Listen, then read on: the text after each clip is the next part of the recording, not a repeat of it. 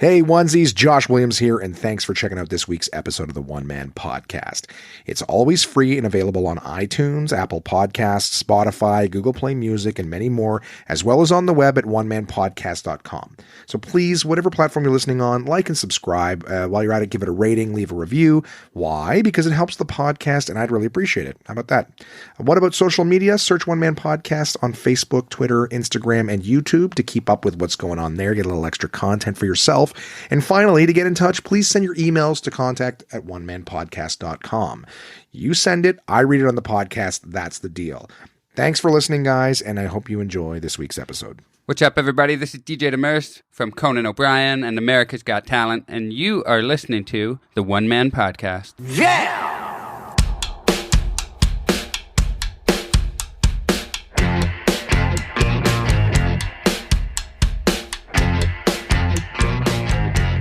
Hey, it's Josh Williams, and welcome to the One Man Podcast, episode number 102 for Wednesday, April 24th, 2019. How's it going, onesies? Did you guys have a good week in between our chats? Maybe you're just, maybe you're marathoning them right now, huh? Maybe it hasn't been that long since the last episode. You know, I got a lot of friends who are doing that. A lot of listeners. I'm glad to be back chatting with you guys. I didn't have a very eventful week, to be totally honest with you. I did some fun little things, but nothing that I would really, not a lot to chat about this week.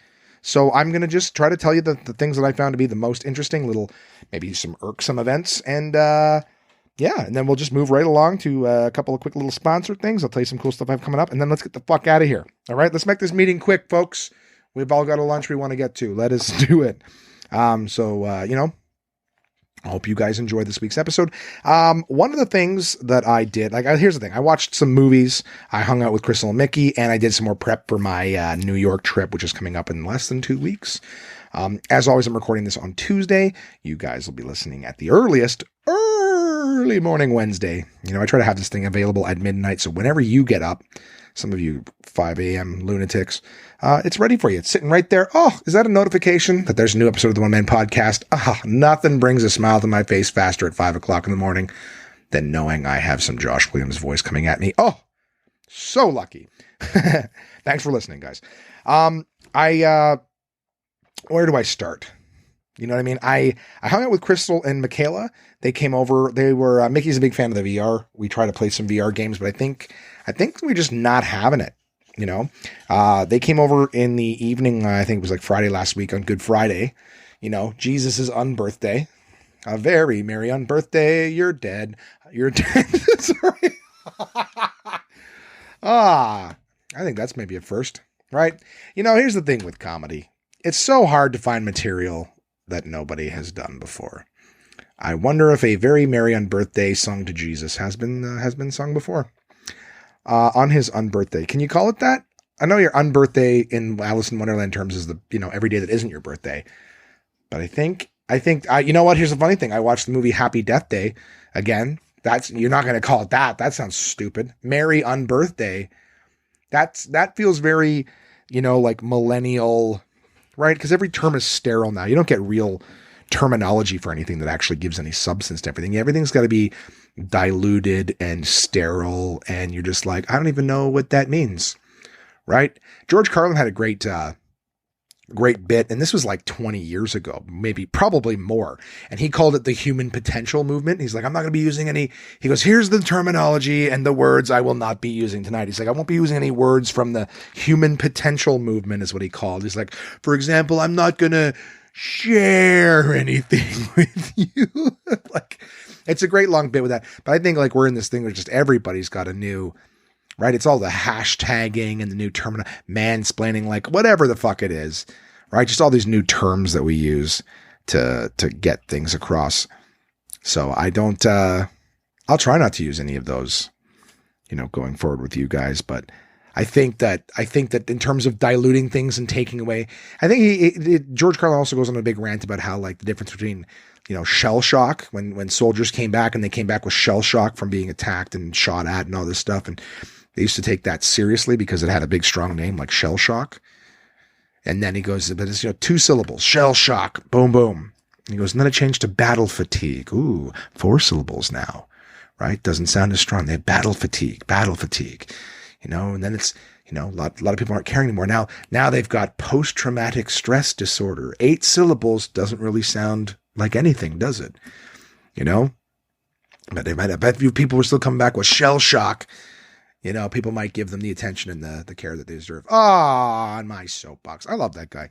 That guy was attacking, the soft language shit 30 years ago. But I digress. Merry unbirthday to Jesus. That's how I live my life, guys. I have a very simple point to make, but I will take 10 minutes to make it. So we came, that's Easter now. Easter is Jesus' unbirthday to me.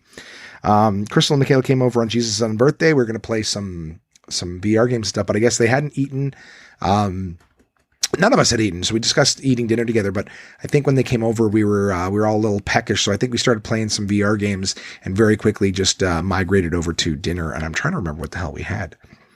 Oh, we had some great stuff. We had fucking pierogies and a nice little sort of like rice quinoa mix that I bought at Costco. It's amazing. You fucking throw it in the microwave. It's like those Uncle Ben's, you pour water in, you throw it in the microwave, and it's ready to go as a side. This is great. You don't even pour water in it. It's just quinoa and rice. It's good for you, whatever.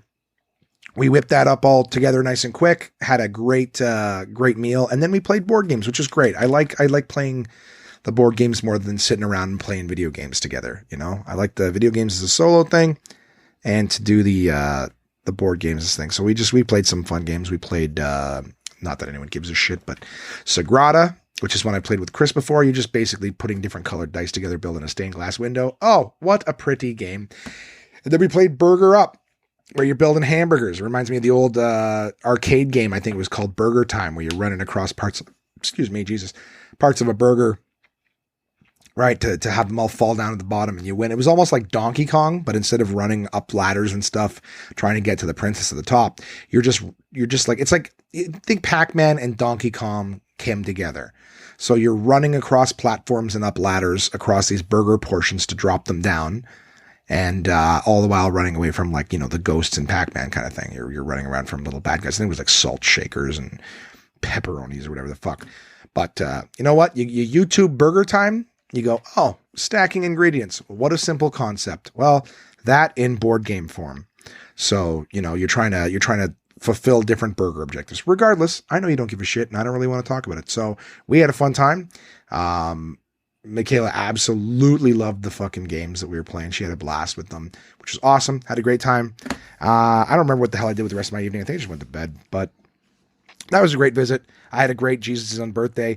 I did fuck all on Saturday, except taxes and movies. So by that, I mean, I very slowly was organizing all my receipts. I had this inbox in my room where I just put all my receipts. A few times a year, I'll take them out and I'll separate them and put them where they need to go. But it's been a while since I've done it. So I basically have the tail end of 2018 in there and the first, however many months we are, 4 months of 2019 in there. So I basically had to pull all my receipts apart so I can get cracking on these fucking taxes. And everyone, I think I was talking to someone and they're like, yeah, I said, I think I have to get my taxes done by the month. I'm like, yeah, you're supposed to be done by the 15th. I'm like, well, I'm already late and I'm already paying interest on them. So less urgency, but I still want to get that shit done real quick. As always, I got so many things going on. You guys listen to it, all the pots on the stove. I got to make sure that I file those fuckers. And then maybe, hey, who knows? Maybe this year I'll be worth something, eh? So yeah, I sat and I did, what did I do? I did, I'm like, I told you with taxes, I'm trying to think of what movies I watched. Let's talk about this. All right. I've been watching some movies lately. I started one of the nights this week watching, The Dirt, the Motley Crue movie. Everybody's been talking about it on their podcasts and around. Kamar's seen it. Verzi was watching it. Bill Burr was watching it. Like, these are all, people I listen, Kamar, obviously a roommate, people watching it. A lot of people with The Dirt. It was like the top thing on Netflix every time I logged in for the longest time. So, and I do like Motley Crue. So I'm like, all right, I better watch this. But, everyone talking about how great it was. I'm like, I got to be in the mood to sit and watch this. Excuse me, because I don't want to fall asleep to it. And that's my big thing is I'll put shit on. I'll fall right the fuck asleep to it. So, I need to make sure that I did that. So I started watching it, and right from the first scene, you're like, holy fuck, this is going to be a great movie. just in terms of like intensity levels, right? It comes across as something that you might see like Tarantino do or whatever, just because of like the sheer insanity and the follow along shots and shit like that. But I haven't finished watching it yet. I'll give you more when I do, but definitely I watched like I think I watched like the first 5 minutes of it going, okay, I can't watch this right now. I'm going to bed. And then I put it on again. I watched like half of it and I felt myself sort of getting tired. I wasn't going to sleep to it, not trying to run it down or anything, but I just remember going like, I'm going to watch this. And then after a while I was like, I got shit to do. I got to turn it off for now. Cause again, I want to be watching this. I don't want it on the background. So all that is to say that I've got a difference between movies that I will put on in the background and then just movies that I'm like, I got to watch this. Perfect example of movies that I put on in the background while I'm separating tax receipts. I put on Snatched, which the first time I saw the trailer for it, I'm like, oh, an Amy Schumer movie that's making a pun joke about pussy. Big shocker. But, I'll be honest with you. And I'm, how do I say this without sounding like a fucking, yeah, you know what? I don't give a fuck. You guys trust me. I trust you. I trust that I can be myself with you. I am not a fan of Amy Schumer's comedy. I have watched it many times with different people, you know, and different specials. I always give them a chance. She has never impressed me comedically. Sorry, not comedically, in stand-up. No hatred. I actually watched her show a few times when it was available on, I think it was Netflix, or I think it was actually maybe Crave that I watched it on. They have like a whole Comedy Central section. But I watched the show inside Amy Schumer. Oh my God, another joke about fucking her? What do you know? She's kind of a one-trick pony. But I actually liked the show. There was some good sketches and shit on it. I thought it was funny. So she does well situationally. You know what I mean? Like in terms of stand-up, just joke, punch, or set up, punch. I don't, excuse me, I really don't like her stand up. But when it comes to performance, right, like on a TV show doing sketches and shit, she's actually, I'm going to give it to her, she's actually funny.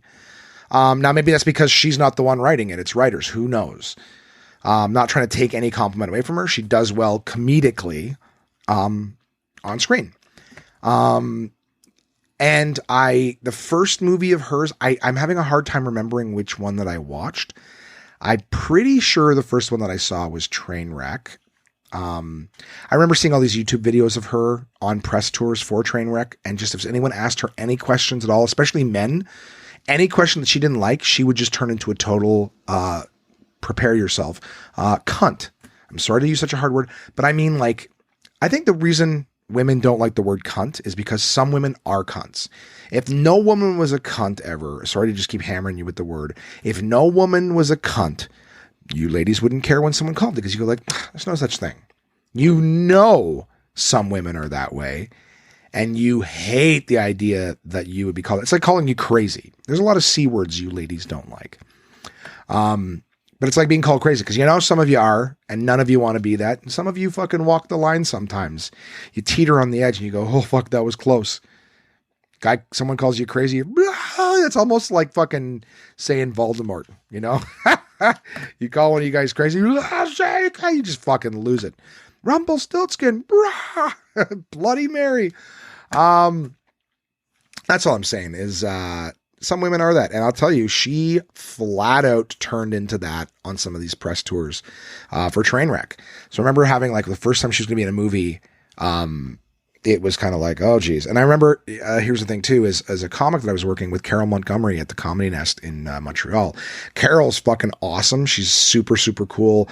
Her and I were chatting. This was years ago. And we were chatting comedy, and I think we were talking about like big up and coming comics and people who had heat. And Schumer came up, and Carol was the first one because Carol works with a lot of booking and stuff like that. And Carol was the first one to mention. She goes, "She's about to blow up." And I go, "Really?" She goes, "Oh yeah, she just got put under Judd Apatow's wing, and he's one that he's she's one he's developing right now. She just signed a deal with him to make a movie, and that was Trainwreck that she was talking about." So Carol, I basically was expecting that. So when I first saw the press, I was like, okay. And she was just acting like a bitch. And I'm like, all right, well, I don't like this person. Anyways, all of this information to say that I watched Trainwreck. Fuck, I wish I knew when I watched it, to be honest with you. I think I saw Trainwreck first, and it wasn't half bad. It was one that I saw poking around on the, you know, on TMN or whatever it was. I'm like, I'll give it a try. I got nothing better that I want to watch. I'll throw it on. Wasn't bad. I'll be honest with you, it wasn't bad, and it was good. I'm not even going to just play it. It was a good movie. It was funny. It had its moments. It had its ups and downs. It had a decent plot. I really enjoyed it. On my way back from Los Angeles, on the plane, I watched her most recent movie called I Feel Pretty. Again, funny movie. It was well written. It was funny. Again, I'm going in going, fuck, it's a Schumer. Well, let's see. It was funny. It was good. And it actually had a really good message, warm-hearted and shit at the end. Great movie. Not going to lie. Great movie. So I don't know what my problem was. Third time in, snatched. Oh, here we go. Another. I'm like, all right, another Amy Schumer. I watched it. I mean, I had it on while I was doing taxes. So basically it means I just watched it and occasionally separated receipts. But again, I'm not saying great, like, hey, these are the funniest movies of all time or anything, but I'm saying it was funny. It was well done. I laughed. I was engaged. The story wasn't complete horseshit stupidity. I enjoyed it. So I gotta say right now for Amy Schumer movies, she's 3 for 3 with me. You know what I mean? Like, let's put it this way. I think I talked about Us. I don't know if I did the Jordan Peele's movie Us. A lot of people were saying Jordan Peele is 2 for 2. Oh my God, this guy's amazing. All of everything he touches is amazing. Incorrect. In my humble opinion, I saw Us. It was frightening. It was interesting. But in terms of after the movie's over, is it good? Did I enjoy it like I did Get Out? Not even close. Not in a million years. So still good movie. Is it on par with Get Out? Not a chance. Not in my books. It had to betray its own story a few times, or its own premise, I should say, for something. So it's kind of like, oh, but this and this happens, and this is the premise. And you go, yeah, but then in that scene, how did that happen? It's like, well, it's a movie. You gotta, no, fuck you. If you're gonna praise this thing like it's another Oscar winner, then it's gotta make sense. You know what I mean? You can't just throw away something for 1 minute and then just bring it back the next and go, isn't that a great idea? Yeah, it's a great idea if you stick to it. It's not a bad movie. It's just not, it is not Get Out. It is not another Get Out. If you've seen it and you disagree with me, by all means, fucking send in the emails, contact@onemanpodcast.com, and I will listen to your rebuttal. But have fun. It's entertaining. Don't get me wrong. I go see a lot of horror movies that are entertaining. This is not another Get Out. It is not. But yeah, Schumer is 3 for 3. Jordan Peele, 1 for 2. 1.5 because the other one's watchable. But yeah, so I watched Snatched. I think that I saw it. I'm trying to think of where I saw it. Fairly certain it's on Netflix. Give it a fucking watch. Tell me what you think. Did you see Trainwreck? Did you see I Feel Pretty? Tell me what you think of those. Again, I will not defend Schumer's stand-up for a second. But in terms of her movies, man, she's doing a good job. I think she's found her fucking place to be. I think she's a funny actress, and I think she gets funny premises. But, it's funny too, because these movies are like not written by her either. I think she co-wrote Trainwreck. Doesn't matter. I can look it up to be factual, but you guys know me. Being right about what I'm talking about has never been my strength. But anyways, check it out. I also watched Happy Time Murders. I was poking around. I saw that was on there, and I figured, what the fuck, man? Let us watch Happy Time Murders. That's the one that was done by Jim Henson's son, Brian Henson. And it had puppets and Melissa McCarthy. Oh, Melissa McCarthy, that chick who was funny 1 or 2 times, and then they gave her like 19 movies, and she's not been funny in any of them. Yeah, that's the one. I thought it looked interesting. I'll be honest, the second I saw the trailer and she was in it, it already lost points. But I'm like, hey, Brian Henson, Jim Henson's son, big fucking legacy there. Big fucking legacy. Right? Labyrinth, the Muppet Show to begin with, right? But then Sesame Street with the puppets there, Labyrinth, Dark Crystal. Like, there is so much Jim Henson shit that is just phenomenal. Absolutely phenomenal. And big legacy. Big legacy. So you go, okay, well, Brian Henson is directing this movie, and he's going to be carrying his father's legacy, everything like that. I mean, it's just such an opportunity to really have some fucking fun. Now, here's the thing too. It just occurred to me. The Muppet movies have been coming back lately with Jason Segel. Jason Segel's funny, but I think I don't know if those were any good. They might have been complete horse shit, and this is just another This is just a sidestep from their garbage. I didn't see the Muppet movies, so you know what? Maybe I'm talking at my ass. But I just remember going, oh, look, they're making a movie for adults with puppets. This could be great. See Melissa McCarthy in the trailer? Ugh, not interested. This looks rough. Check out the Rotten Tomato scores. Very low. Fuck, this might suck. So again, I was excited to watch it on Netflix, but not, it totally lost me in the theater because they put that one trick pony Melissa McCarthy in it. And it was garbage. It was absolute garbage. They tried to get their laughs. It was like they were writing another Seth Rogen, Jonah Hill movie. Stupid dick jokes, stupid balls jokes, stupid cum jokes. Like there's a scene where the puppet's just coming all over the place. And I can only imagine the theater full of people with no comedic, appreciation, just laughing their asses off because the puppet's coming everywhere, and, it wasn't funny to watch.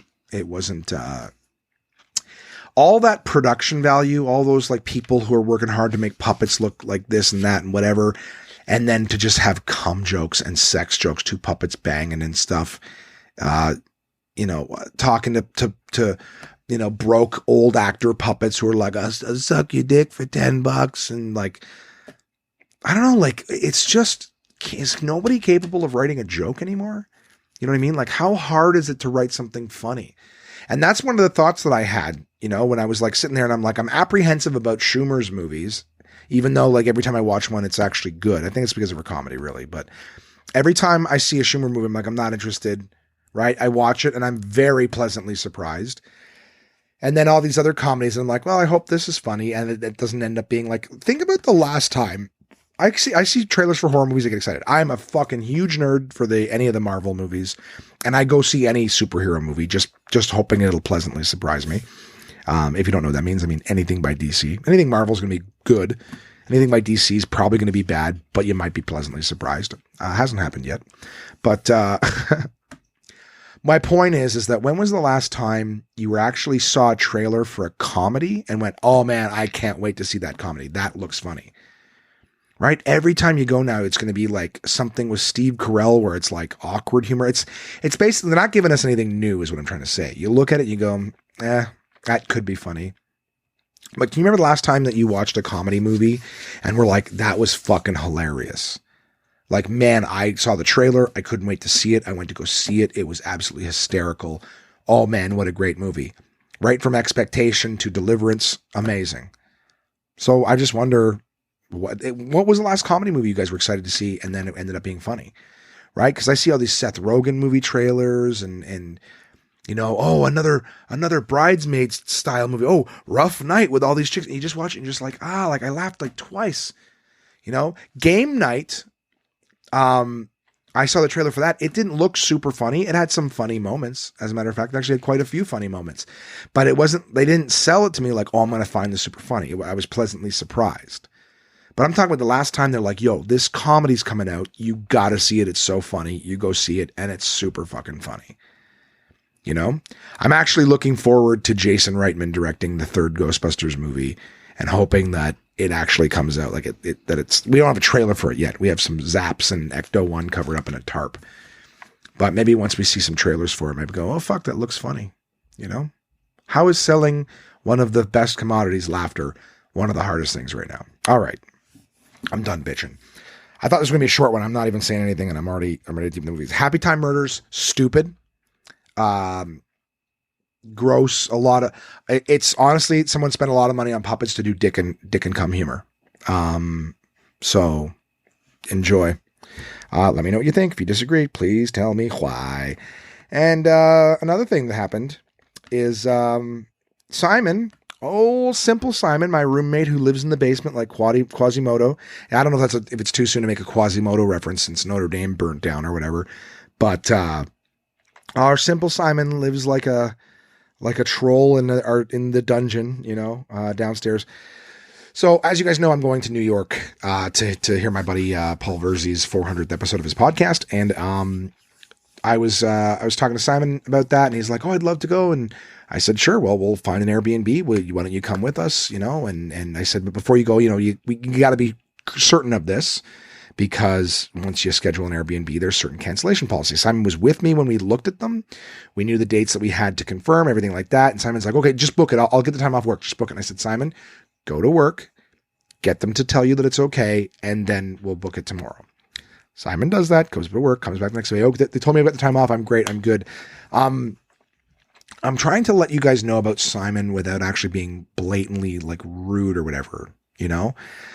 Simon is very simple. He's very simple. He is undoubtedly on the spectrum in some way or another. So comprehension, reasoning, things like these, very difficult, if not impossible concepts for Simon. He just doesn't get human interaction, doesn't get reasoning at times. Very nice person. But he's also, here's the thing too, Simon's also like a pathological liar. Because of the fact that he worries that like if he tells the truth, people will make fun of him. So what he does is he lies. He's terrible at it. So not only do we find out what he's really up to because he has to sort of fess up because he gets caught in these lies, but then he just also looks like a liar. Like you can't trust Simon as far as you can throw him. But he means well. He lies, whatever. Yeah, everybody lies defensively. Anyways, what the fuck am I talking about here? I told Simon to verify with work. He did. And I told him we can't cancel now. Like you're locked in. He goes, we're locked in, gives me a fist bump, all this stuff. Great. Simon comes home, yesterday, so Monday, and says to me, sir, Josh, sir, I've got some bad news. I was talking to my work today and they told me that, I have to work on these days. So I'm sorry, I'm not going to be coming with you and I need you to give me my money back. And I was like, sorry, Simon, that money came out of my account today. Like it's gone, you know? Well, no, I know. No, I need you and I need that money back. And I go, well, Simon, that's why we confirmed everything. That's why we made sure that you were available to go, that you asked your work. Well, no, they screwed me over. It's not my fault. And I go, I know it's not your fault, Simon. It's also not my fault. You're asking me to be on the hook for it. So why don't we try to find someone? No, we're not going to. No, he goes, you can find someone else, but you give me my money back right now. And I'm like, like it's not so childlike, but it's like that was the conversation. It's just I'm making him sound more Luther, Thimble Milton. You know what? He's a lot like Milton from Office Space, just not quite as, no, that's my stapler. And, but that same awkward social, not really grasping the concept of what's going on. I would say that Milton probably has a better idea of what's going on than Simon though. Well, I would throw like listen at a reasonable volume. But so basically it ended up being that Simon just wasn't getting the concept. I said, Simon, it's not my fault either. Your work made you work. So what we'll do is we treat it like an absolute comedy reservation because Simon gets that. I go, we'll find someone else. If we can't, then you're on the hook for it. He goes, well, okay, well then you should call this person and you should call that person. I go, Simon, it's not my job to do that. We're going to work on it together, but I have a show tonight. I can't fucking, it was honestly, it's really hard. It's like trying to explain to a child something. But anyways, long story short is we ended up finding someone who could go, who has the finances and whatnot to go, doesn't have a passport.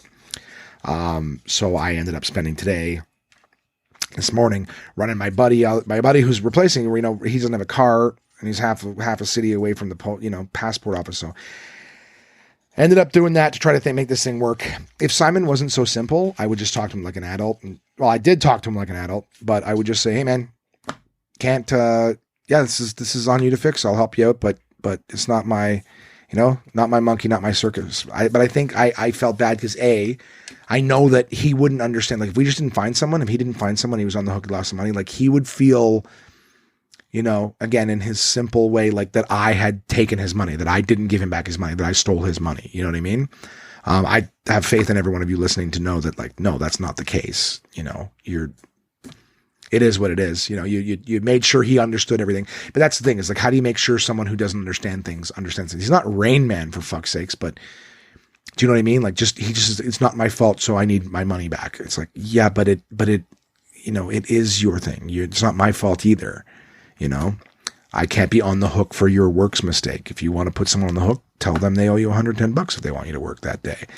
Otherwise, find someone who can go and we'll, I'll help you with that, but don't just tell me, It's whatever. Like, I guess it's more bothersome to me because I actually know Simon.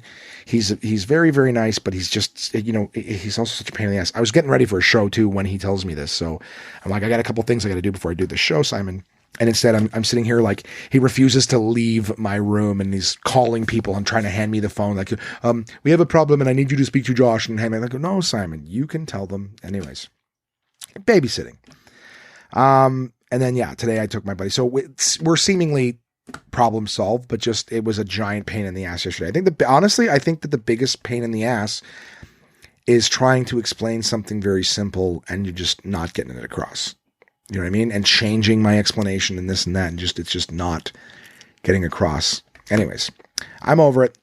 I also hosted a show last night, Moose McGuire's at New Orleans. Oh my God, did I ever have fun. I talked to the crowd. They were a lot of fun. What a great evening. Had a good time. My buddy Casey Corbin was the headliner. I picked him up. We shot the shit like old times. And I'm going to be recording a podcast with him this week. I know I've said that a few times lately and things come up and comics get bumped or whatever. Honestly, at the end of the day, I'm having a good time with stuff. And hopefully we can make this work. Joey Elias has been the hardest one to get on this fucking podcast because the plans just change and shit comes up. But I'm really hoping to corner him and sit down to bus. He's a great friend. We just never seem to be able to make it work for us. But Casey's going to do the podcast on Thursday. So I will have a bonus episode for you guys this week. Fuck, I guess, eh? This will come out tomorrow. So what else have I got to talk about? Anything fun? No, I hosted the show. Try not to make, I can talk about the hosting, but it's not really a big deal. I had fun. I've had a cookie fucking fetish lately. And that sounds weird. Like I've had a craving is what I'm not fetish craving. I have had a craving for fucking cookies. I'm not a cookie guy and I'm not talking sweets. Sometimes you get a craving for sweets. For some reason, cookies. I don't know why. I don't even give a fuck what kind of cookies. It's a cookies and milk craving. And the other day I hung out with Crystal and she actually, big shout out to her. I hung out with her on Easter Sunday because she had her family dinner or whatever. And then I was doing it in the evening. There was she. And we hung out. She actually saved me a plate of Easter dinner. So I had that. I had Jesus on birthday, Easter, meal courtesy of her. So thank you so much for that. That was amazing. And I brought over cookies and milk because I'm like, I gotta bring them here, open them, have some, and then leave them so that I don't take them with me because I'm gonna eat more. And I'm trying to be a good bitch, right? I got my internet teeth in, click, click, click, click, click. I'm on the 4th set, which means I'm in the 7th week wearing these. Teeth are looking straighter. They are definitely white. Things are going good with that. But yeah, I had my Easter dinner. We were trying to find something to watch, like horror movie wise. We ended up just chatting a lot about horror movies. So yeah, I did, what the fuck was I going to tell you guys? Oh, the cookie fucking craving. Yeah. So I had these cookies. I think we did like maple cookies and chocolate chip cookies, dunking them in fucking milk.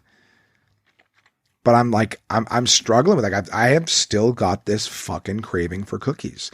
And every day, I think on Saturday I did well because it was like taxes, movies, and all fucking day long. I'm like, I want to go out and get cookies. I want to go out and get cookies. I want to go to the dirtiest grocery store and just spend like $2 on a bag of fucking no-name cookies or Oreos and just come in and fucking dunk those cocksuckers. I don't know why. And sometimes it's true. Like if you're really craving something and something super specific, it usually means that your body needs it. I don't think my body needs carbs, sugar, fat, any of that stuff, but I don't know. I don't know if it's the milk. I don't know if I'm craving milk and I just want to fucking, I don't know, but my body wants something, or I have like a fucking tapeworm or something.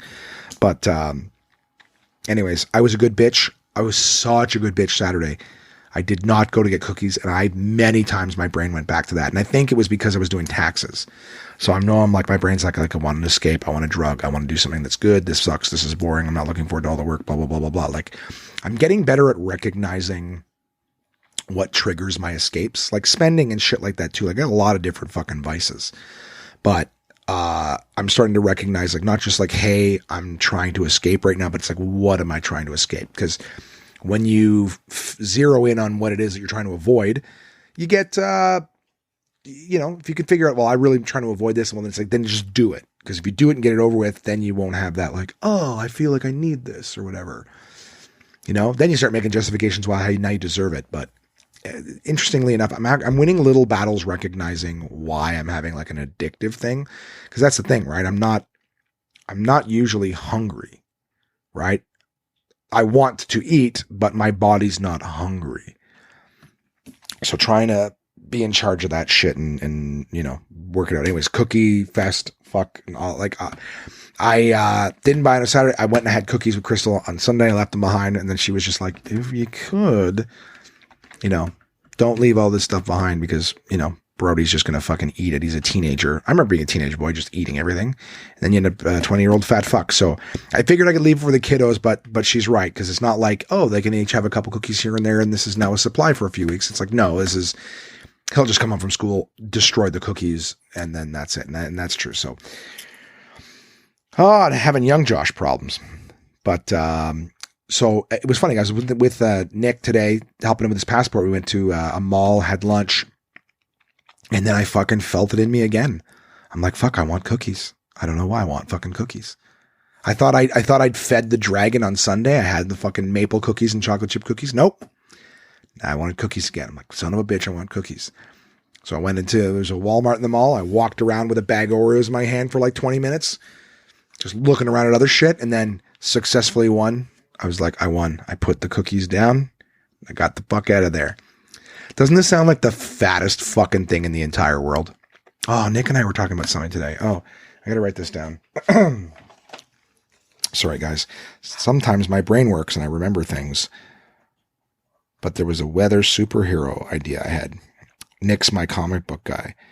And I was saying, like, imagine there was a superhero whose, like, powers they come from the weather. Like, not necessarily like, like Superman, like, oh, he gets his strength from Earth's yellow sun. But more like based on the weather, like it determines what power he has at the moment. So, and then there's no superhero like that. It's like on a rainy day, he's got X power, and on a snowy day, he has this, and, hail, humidity, all these different things affect him. So it's like criminals know what day to actually strike because they're like, so-and-so's powers are like this today. People will just learn. But it's all, we were talking about how, like, the older I get, my mood is dependent on the weather. If it's a sunny day, I feel good. If it's like a lousy day, I'm like, I don't feel like going outside. Like, let's just imagine there was a superhero like that. It's just basically his powers and his everything is based entirely on the weather. That's how his powers work. Anyways, I wrote it down so I remember it. Fuck you guys. I'm gonna give you listen to this.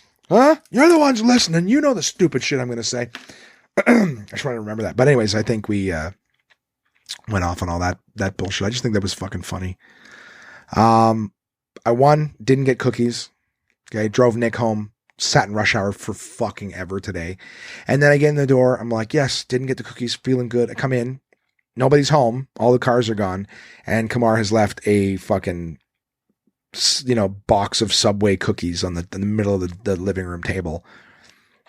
And it's not like, hey, here's for everybody. I was just like, fucking cookies, man.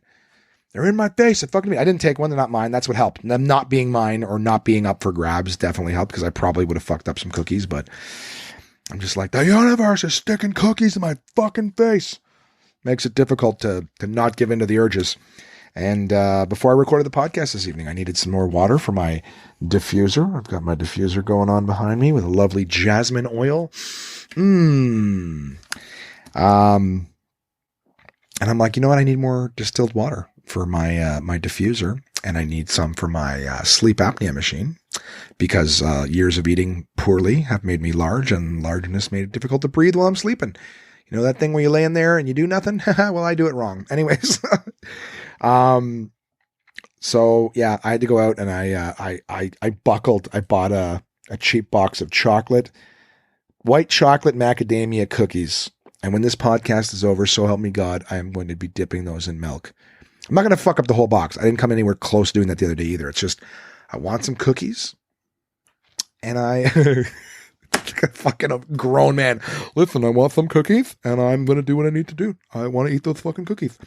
I also watched Split again, but I told you guys about it when I saw it. So basically it took me 6 hours to get through a giant stack of receipts. And that's what happens when you watch things instead of listening to things and try to work. All right. I think that's it for my telling stories this week. All right. I'm excited for things coming up, but this week was kind of quiet. I've sat stacking receipts, doing different things. A lot of, I did conference calls and stuff for work I have coming up. I really didn't do anything that interesting. So I don't know how I squeezed 38 minutes out of last week, but doing a lot of movie talk lately. I'm enjoying actually putting movies on and stuff. It's been a long time since, excuse me. I don't know why I get the hiccups when I do the podcast. Don't get them any other time, but yeah, I'm enjoying movies, just kind of, you know what? It's because I've been off for 2 weeks. I've not been doing activations like day in and day out. So it's hard for me to get, but yeah, I guess I'm not doing different things like I'm usually doing. I'm actually every day getting up, trying to get a little work done. I did a shitload of promo for DK. I was way behind on my DK promo. I think I spent an entire day just doing the graphics and sending shit out for that. I tried making vermicelli noodles and soup, which kind of worked out okay. But I think next time instead of using the broth of the soup to plump the noodles, I might have to plump them first and then add them to the soup. That might work better. But you know what? I can tell you guys this real quick, and I hope it's mildly interesting. I'm actually thinking of, I have so much food in the house, like canned stuff, canned beans and canned soups and, frozen veggies and pasta and like jarred sauces and stuff.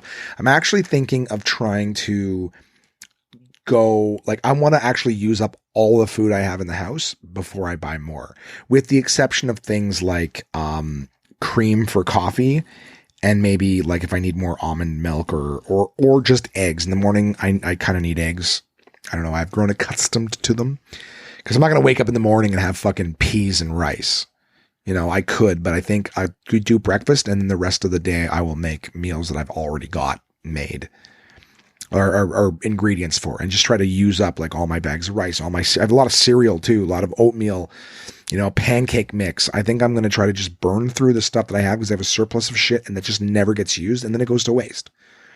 So, I'll tell you guys how that goes, but that's something I want to, I also want a name for it, because I think that sounds funny. Like everyone here has shit in their house that they've just never used, cans that are in the back of the stuff. But I think like I've got, tahini, but I don't know how long it's good for. It's been opened. I made hummus forever ago. But I have, but I have cans of chickpeas, which I'm just not going to eat on their own. But I think if I make hummus, then I can go and get some like, cucumbers and just dip it. Listen, I really don't need to sit here and theorize what I can do with the food. That's what I want to try to do. So I want to try to use up everything I have, all the juices. I got tons of juices that I bought to make sangria with, and I'm just not drinking, especially with the liners now. I can't, like, if I wanted to sit here and use like orange juice that I have to take them out. I have to just, while I'm drinking, they're out the whole time. So they're not doing their job. And then, brush your teeth, put everything back in just for the sake of having a glass of orange juice. Like a lot of that shit's just not worth it. So maybe, I've got a shitload of coffee, whatever. Let's see how it goes. I'm going to implement that very, very soon. Just like going to the gym and everything else I want to do. So contact at onemanpodcast.com if you guys have anything that you want to share with me. That's the email address, and I can't wait to hear from you.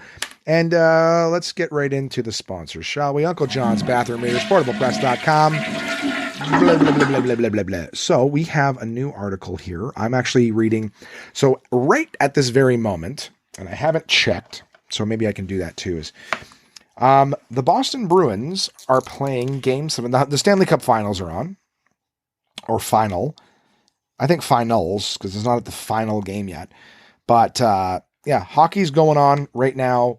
Toronto Maple Leafs and the Boston Bruins are playing Game 7. You know what? Let's give you guys an idea of where I'm at right now. Hey, Siri, what's the score of the Boston Bruins Toronto Maple Leafs game?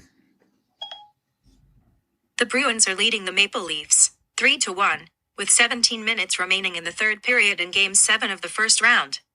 There you go. So you know exactly where I'm at right now at the time of this podcast recording.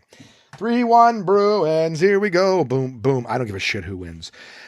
But since it's hockey season, I figured maybe I would, pull out Uncle John's Bathroom Reader Shoots and Scores. All right. It's a collected stories and trivia and all sorts of shit about hockey. So For all my Leafs fans who are soon to be very, very disappointed, seemingly, I will check in at the end of the podcast with the score.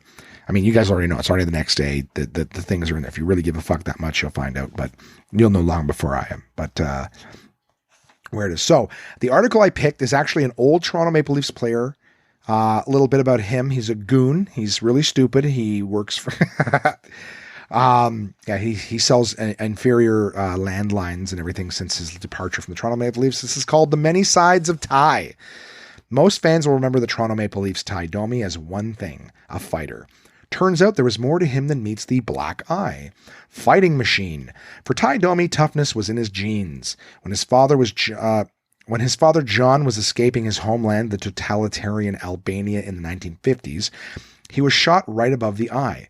John Domi never had the bullet fragment removed from his skull, keeping it as a reminder of why he moved to Canada. What a stupid fucking reason to keep a bullet in your head. That's why his son's fucking stupid too. Judgmental much, Josh? Yes. On Ty Domi, yes. He's an absolute dumbass. And his father, I'll keep a bullet in my brain to remind me. Okay. I mean, you might not forget every time you look in the mirror and see a bullet. Oh, God, he's stupid. Ty himself was the youngest of 3 children. What, did he keep a hockey stick in his head to remind him why he wants to play hockey? Ty himself was the youngest of 3 children, and he had to be tough to keep up with his older brother and his friends who played a lot of rough physical sports. Ty developed into a tenacious hockey player and was eventually drafted by the Toronto Maple Leafs in 1988. Despite his relatively modest size, he was listed as 5'10", but Domi himself admits that a generous estimate, he soon developed, Jesus Christ, I'm dumb. There we go, birds of a feather. He soon developed a reputation as a fighter who was willing to drop the gloves with anyone. During a game in 2001, he even took the opportunity to pummel a Flyers fan in Philadelphia who was unfortunate enough to fall into a penalty box with Domi in it. Unfortunate enough to fall into it? No, the guy was probably jumping the glass, being a piece of shit, and fell in.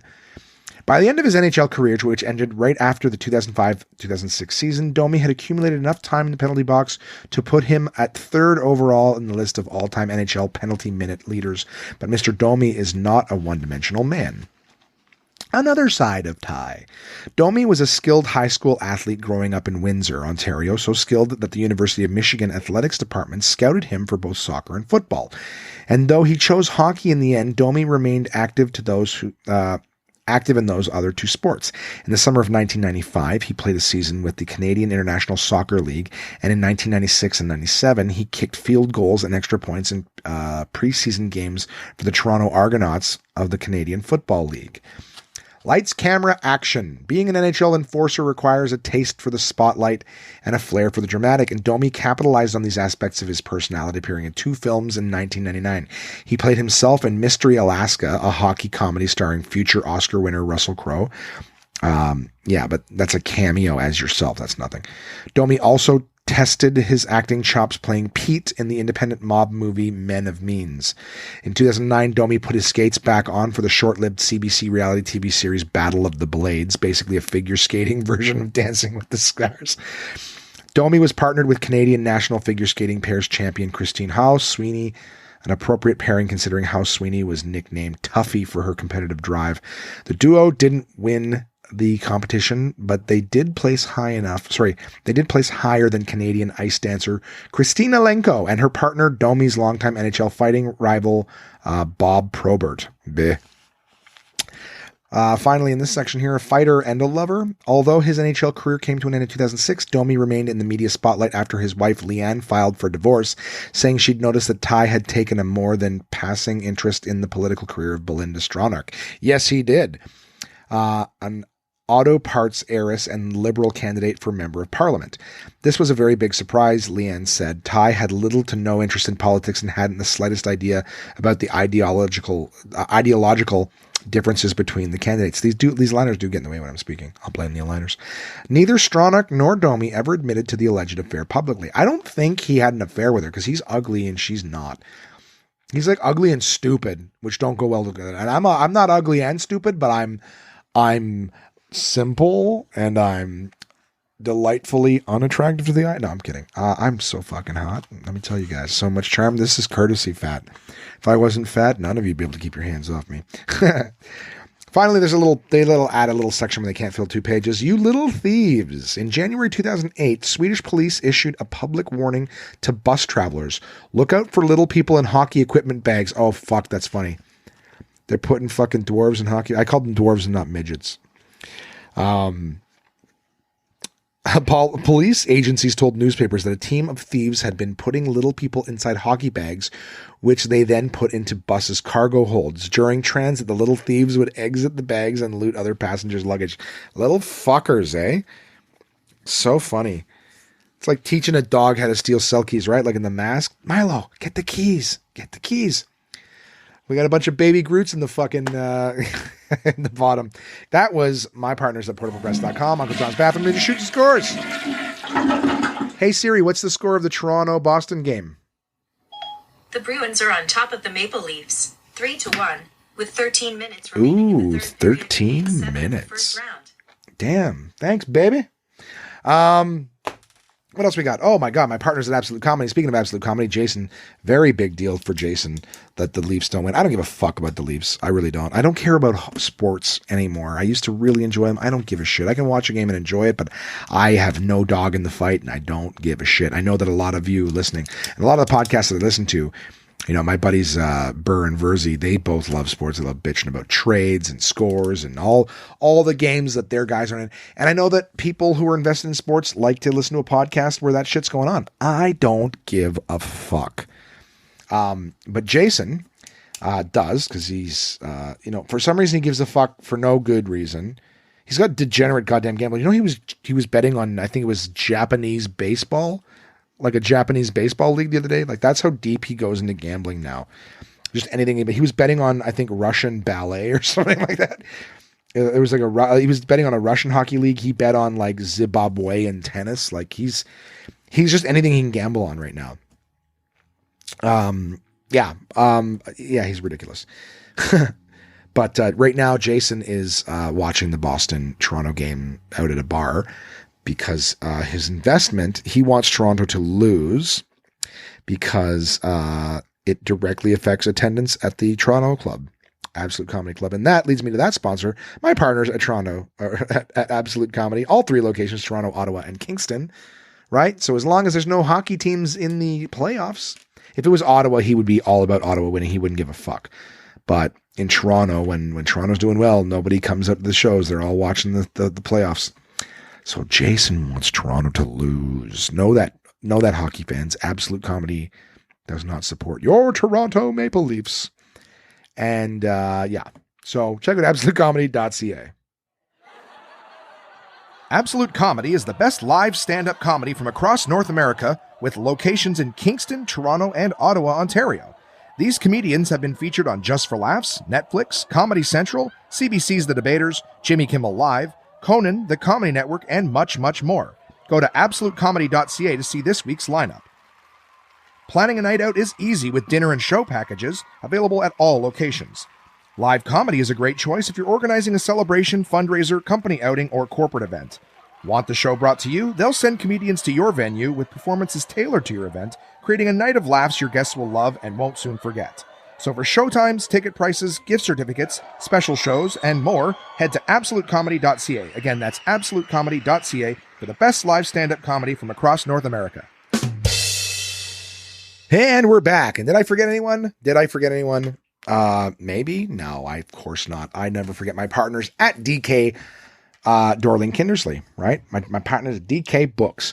This week I got 2 books to review for you, so I'm going to make them quick, but hopefully not give them undue credit for what they are. I have 2 books on gardening. Hold on, before you skip ahead. Gardening is quite important. Is it important? No, but it's it's really fun. I learned a little bit of botany way back in the day when marijuana was a thing that was popular. I wasn't a big pot guy, but I learned how to grow pot. And everything from from germination to different pH levels to things, roots and cloning and rooting solutions and things like that. It was super fascinating to me. I also grew a garden in my backyard and learning about different kind of pests and shit like that. It's very, very fascinating. So this first book here is called Beginner Gardening Step by Step. It's a visual guide to yard and garden basics. So I wanted to share this one with you guys. So if you were like me and you didn't know anything about it, you know, like there's a lot that goes into it, and you don't have to be like, okay, what's the in-depth fucking field of whatever it is? Like, how do I don't want to, dive in and there's all this terminology and stuff that you may or may not know. This is the book for you. Beginner gardening. Okay. Is your lawn full of weeds? Are your fruits and vegetables diseased? Is your flower bed forlorn? Do you long to create an outdoor space you can enjoy with friends, or even a fruit and vegetable garden you can show off with pride? Well, this book shows you the basics. You need to get your green space under control and keep it that way. Gives you lots of simple garden ideas you can do yourself with all the step-by-step photographs. Take the anxiety out of planting, potting, and pruning, and enjoy your lush lawn, beautiful landscape, and bountiful garden. Huh? Who wouldn't want that shit? I was looking at different kinds of climbing plants in this, and it actually teaches you like how to pick your climbers if you want to. It's stuff on shrubs. So if you're looking at, creating a different kind of look, and not necessarily privacy ones, but just different kinds of, shrubbing and things like that. How do you cut back things like ivy, wisteria? There's a lot of really cool different things. Like I like the whole, how to pick climbers because climbing is an interesting thing. How to use obelisks. So not necessarily like fence climbers, but different kinds of climbers you can put in your yard. Jason tries to do all this shit in the house, but he's stupid. He doesn't know how to do it. Big section on lawn care and how to grow bulbs and grass and things like that. It's actually really cool. And of course, as always, DK has shitloads of visuals and things like that. You can grow potatoes in your yard. My dad actually did that in the front. You can actually grow potatoes in a trash can. This shows you how, right? But different, like, basically it's the basics. I'm not going to go into it too much, but if you really like, I've had some people talk to me, reach out. I've got some friends on Instagram and stuff where like they show like plants that they've bought and they're like, hey, it's still alive. And they give even like, Instagram questions where they're like, is it dead? Yes or no. They don't know. This is a perfect book for you guys. All right. It's not, obviously it's DK. It's amazing. It's not expensive, but if you're like, hey, I want to learn how to garden, this is a great book for you. How to remove branches and things like that. How to remove little stumps that you can. How to plant a tree, dividing grasses and stuff like that. Cutting back grasses. There's all sorts of stuff in it. I'm not going to spend too much time, but just know that if you want to start, you don't pick up the here's how to do everything book because that'll just fucking blow your mind. Start with the basics. Maybe develop a taste for it. It is Ottawa rain right now. April showers bring May flowers, which is basically now is the time to start getting ready for gardening. So it's a great opportunity for people who are a little interested. Maybe some of my friends who are relatively new homeowners who have learned how to do basic yard care, but maybe you're looking to bring it up to the next level. I know how to mow a lawn and trim the fucking hedges and shit, but how do I get rid of that stump? What's the best way for me to maybe put a little plant garden or whatever? Plant garden as opposed to what? Well, there's rock gardens, you piece of shit. Don't ever question me. It's interesting. Beginner's gardening, step-by-step, a visual guide to yard and garden basics. That's the one for you if you're relatively new, you're looking to dabble, or for my more advanced gardeners, because I do have a lot of you who do know how to take care of that stuff, but you don't fucking know everything. Don't come up in here with that arrogance. You don't know everything. We got from you, all right, from you, for you, from me to you, the Canadian Gardener's Guide. It's the 3rd edition, and it's the Canadian Gardener's Guide. So it's not to say that my friends south of the border, that's right, you guys aren't used to being called that, are you? Right? You usually refer to the Mexicans, right, in Mexico as the south of the borders. No. To us, you guys are the Mexicans. You're the south of the border. Keep kind of trying to come up north here, live a better life. No, this is the Canadian Gardener's Guide, but there's still value to you guys. We just have different climates. You can still make use of a lot of this stuff. But for my Canadian listeners, guys, this is for you. All right. Everything you need to know to create and care for your garden. So this one is more focused on the garden itself and not so much the overall landscape. But there is some landscaping stuff in it. There's ways to segregate to how to pick what area of your yard you should create your garden in, different kinds of patio looks, different kind of lighting. Like if you have a north facing, east facing, west facing, like these are such great things. How to survey your site first. This is, again, the more advanced. So if you're listening to this, you already know your stuff. Cool. Learn more. There's different sections of your yard that are going to get different kinds of light. Know what to put there. Know how to increase the light that you can give. I mean, there's all sorts of different kinds of how like that. They do actually have some landscaping about how to lay paths and how to lay patios and things like that. So again, even though it's for gardening, you're actually going to learn, basically, I would say it's almost like the yard maintenance and, you couldn't call it landscaping either because it's not just that. It's basically outdoor. This book should be called the outdoor, Canadian outdoor care for your home kind of thing. I don't know. Name it for me. Landscaping. I suppose creating a garden is a form of landscaping, but it teaches you how to lay a lawn, guys. If you wanted to actually put ponds and shit in there, that this is in there too. As always, there's imagery with it, right? Raised beds. I'm just like, I went through it too. It's hard to remember. Like, there's so many different things. It's hard to remember absolutely everything, but they will actually have bamboo and grass effects in here. That was one that I remembered on because some people are like, well, how do you do that? Remember, if you hear like, oh, bamboo, well, obviously we can't do that here. This is the Canadian Gardener's Guide. It is telling you how to do it. You can do it here in Canada. So don't use that fucking bullshit. All right. How to grow cucumbers and stuff. And that's one of the ones that climbs, right? So you got to have some place to do that. That'll teach you how to do it. Maybe once you've read The Beginner's Gardener and you've sort of laid out your yard for this year, maybe fucking around with some easier things like tomatoes. Maybe the next year you come back and go, oh, it's time for me, even though we don't speak like that in Canada. Can you imagine that's time for me to try cucumbers?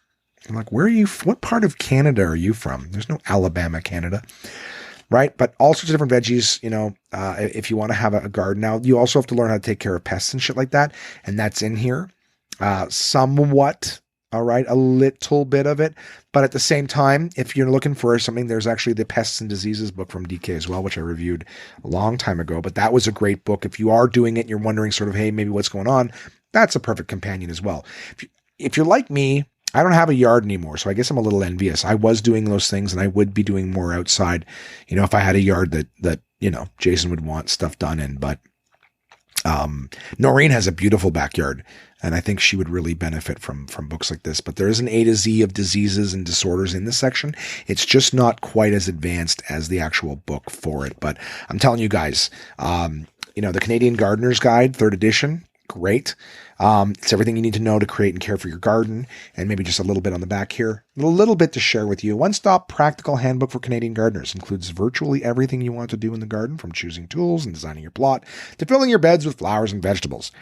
Expert advice on all the basics with specialist topics such as kitchen gardening, pruning, and propagation covered in full. Features an inspiring catalog of plants with Canadian hardiness zone ratings and map to help you bring year-round color and interest to every part of your garden.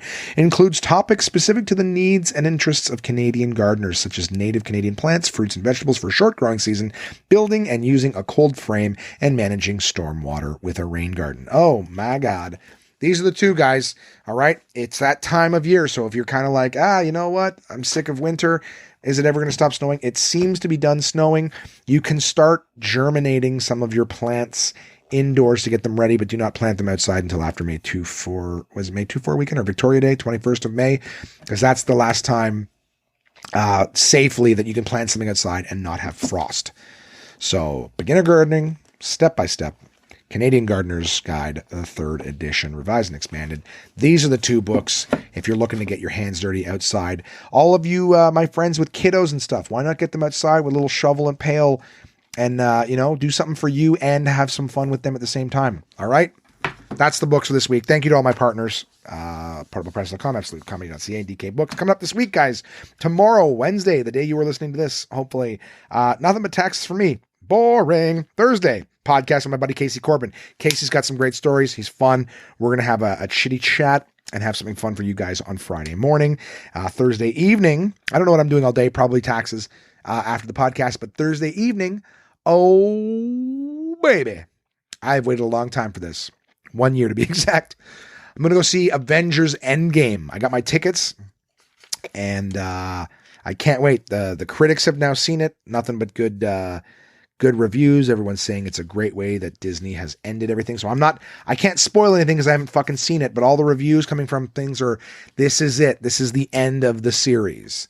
So as much as they'll be doing movies afterwards and they kind of continue on thematically in terms of the Avengers, Thor and all of them, the Avengers movies themselves, are very likely over. And we don't mean like, oh, it seems like it's like, you know what, a lot of characters are going to go on, but it seems Captain America, Thor, Iron Man, Hulk, these characters are wrapped up nicely. The story has been told, and it's time for them to move on. So Doctor Strange, Black Panther, Spider-Man, Guardians, those ones will move forward. The others will not. So I can't wait. I'm super excited. Super excited. I got 2 shows coming up this weekend, Friday and Saturday in Cornwall. I'm hosting a show. Yeah, Cornwall. Yeehaw. I'm hosting 2 shows. I've been actually writing a lot of new material lately, coming up with new material lately that I need to sit down and write, but I think taxes are going to take the precedence. And then I got this New York trip. That's going to be a nice jumpstart. Can't wait to share that with you guys. That's happening May 6th to 8th. So I'll probably record that podcast on Sunday just to make sure that, I got it out for you, because I'm not going to be able to record on Monday or Tuesday. I'm going to be in New York, and I'm certainly not going to waste 2-3 hours in New York to do the fucking podcast. Not that I don't love you guys, but why don't I come home and I'll tell you stories the following week. And that's it. And I got I got the call today that my windshield is ready to be replaced. So I'm doing that next Tuesday. So I'm going to drop the car off, come home, record the podcast while the windshield's getting replaced. And then we'll find out what breaks next on my car. That's it. So contact at onemanpodcast.com, guys, is the email. You want to send me anything in, please do so. I can't wait to hear from you. Hope you guys had a fun time. The podcast nicely wrapped up after an hour when you guys joined a little tune, and I will talk to you next week.